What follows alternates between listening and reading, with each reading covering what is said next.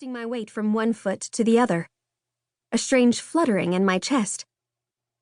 The princess spotted the caves up ahead, I murmured, and was drawn to them for some reason she couldn't explain.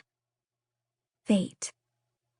I walked slowly through the gravel, stepping over the first set of tracks and moving toward the boxcar. The sound of the crickets from the field below grew faint, and the night seemed suddenly quieter and more still, as if the entire world were holding its breath. My heart began beating faster again in anticipation of something. I touched the side of the boxcar, the metal cool and smooth beneath my fingertips as I trailed my hand along it, moving toward the wide blackness of the open door. My whisper was a bare breath of sound. The caves were dark, and yet the princess was brave. She would stop here for a while and wait for the prince to catch up with her. He was very close now. She could feel it.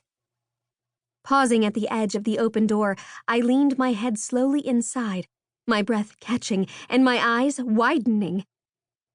A boy sat leaning against the far wall, his long legs stretched out before him and crossed at the ankles, his eyes shut. My heart galloped in my chest. Who is he? One of the street lamps cast a glow into the shadowy interior, enough for me to see that the boy's lip was bloody and his eye swollen. I stared, noting the way the boy's dark hair fell over his forehead as if he were too exhausted to move it back. His face was bruised, his eyes shut, and I thought there might be tear tracks on his cheeks, and yet even so, he was the handsomest boy I had ever seen in my whole life. He was a prince.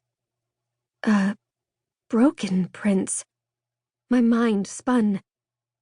The princess thought she'd been waiting for the prince, and yet she'd had it all backward. The prince had survived battle and crawled to the dark cave nearby to hide, where he'd been waiting to be rescued by her. The boy opened his eyes, which were shiny with tears. He started slightly as he spotted me, his hands curling into fists. But then he blinked the tears away, his brow furrowing and his hands relaxing as he sat up straight. I pulled myself into the boxcar and stood in front of him, my knees weak with the unexpectedness of finding him. "I'm here to save you," I said in a rush of words. I felt the blush rising in my cheeks when I realized I'd said the words out loud. He didn't know what I'd been playing, and I suddenly realized how strange and awkward I must seem. I'd been far too involved in my own made-up world, although clearly he did need saving. Maybe not by a pretend princess, but by someone, anyway. The boy's dark eyebrows rose as his gaze moved down my body and then back up to my face. He laughed a small laugh that ended in a sigh. "Oh yeah? Then I'm screwed," he muttered. Well, I put my hands on my hips, the sympathy I'd felt a moment before turning into irritation. Maybe I was strange and awkward, but I didn't deserve to be laughed at. "I'm stronger than I look," I declared, drawing myself up to my full height. I was the 5th tallest girl in my class. The boy smirked and ran a hand through his hair, moving it off his forehead. "I'm sure. What are you doing here? Don't you know little girls shouldn't be wandering around train tracks alone at night?" I stepped farther inside, looking around at the graffiti sprayed all over the walls. There were several pieces of writing on the wall nearest me, and I leaned in to read them. "Better not to read those," the boy said. I turned to him questioningly. "Probably not for kids."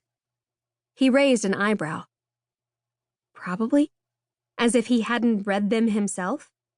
Right. I cleared my throat, deciding to take his advice anyway, for now. I figured they must be dirty sayings. I'd come back another time and read them when I was alone. Maybe I'd memorize them too, just because. "You don't look that much older than I am."